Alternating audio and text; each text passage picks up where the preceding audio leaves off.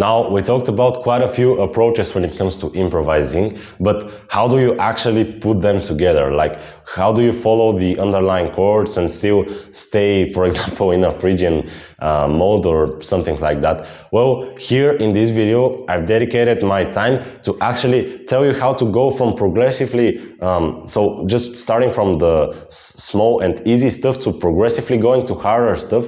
And I want to give you an actual roadmap to follow. No, not just tell you, yeah, the first step is follow the scales, then you may learn Phrygian and stuff that you can't actually use and can't practically use. So the way to actually start improvising, because I've written a roadmap here and I'll read it to you, is, well, for everything that I give you here, you have to do at least 3 improvisations. 5 is perfect if you do that. So I know you have potential and I know you have ambition if you do 5, but if you are not that experienced and you don't like improvising that much, well, do at least 3 improvisation sessions with every single step that I give you here. So the steps in order are: first, learn scale navigation, and after you learn scale navigation, you do 3 improvisation sessions with that, or 5, and you see how you go with the scale improvisation and the navigation.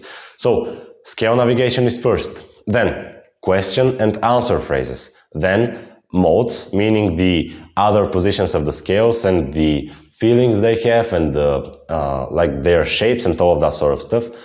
Then after the modes, we have pre-learned licks, and finally following the chords, either by just underlying their notes. So maybe if it's a G major chord, you can bend up to a G note, or you can just throw in an arpeggio or 2 for the current underlying chord.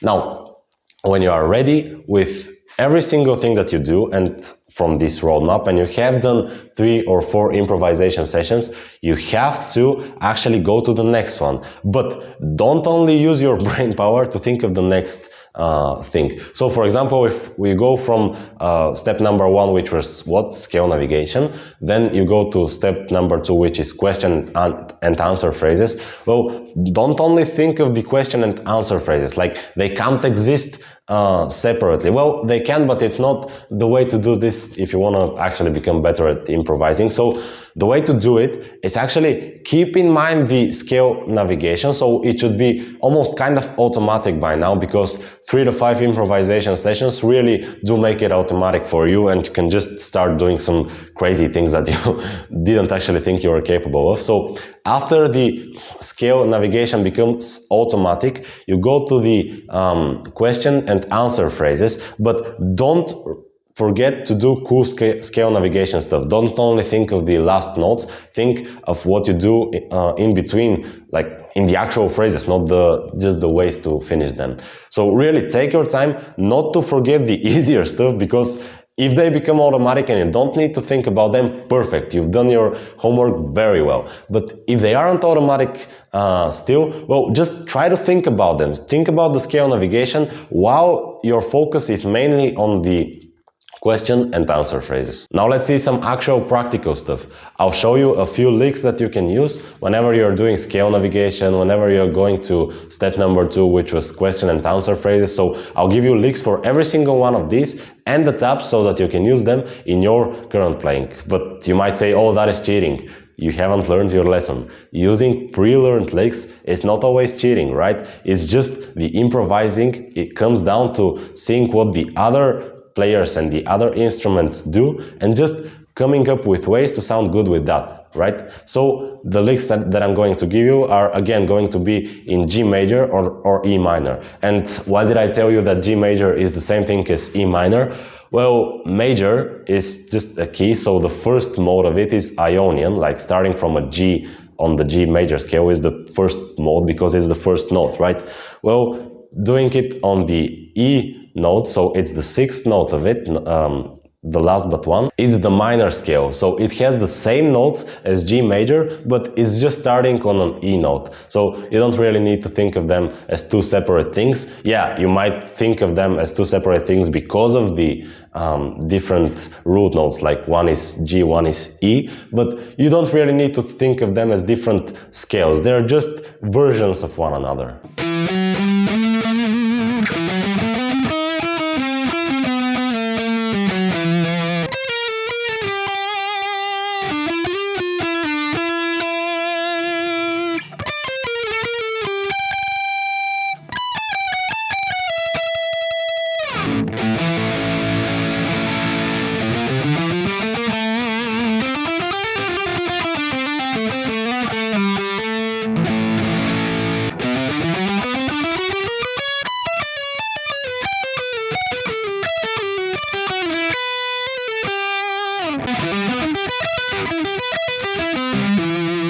Now, when you learn all of the approaches and start becoming familiar with each one of them, that's when you naturally start mixing them. So you'll sound a lot better after you've made something automatic and not just think about it all the time, because you can't really think about two things at once, right? You either think about the phrases or you think about the pre-learned licks if they aren't automatic. Now, just another mindset advice that I want to give you is, even I, as the man who is explaining this stuff to you, and you see I know them quite well, even I can't use them in every single session when it comes to improvising, because, well, it's like so much to think of. When it comes to, for example, an A minor chord, I can either outline the chord notes, or maybe I can do let's say a Lydian mode over only the chord, or maybe I can do a sweep picking arpeggio over that. So it's a lot of things, and you can't really use them all at once. So don't get frustrated if you aren't using every single one of these approaches in your improvisation session. Like, even I, as the man who knows this and explains this to you, I'm just not using them. It's too much to think about. But you've watched up to here and you have so much ambition, and I know you have so much potential because you are educating yourself on guitar. You want to become better. No one online tells you to start with this, then go to this and go to the next thing. And you're doing that because you actually understand the value that you get from creating a roadmap to yourself and following whatever resources there are on the internet. So I'm super proud of that. I know you have so much potential. So don't get frustrated if it doesn't happen at the first time. Go through the videos again. Ask me what you need to know in the Discord server if you are there.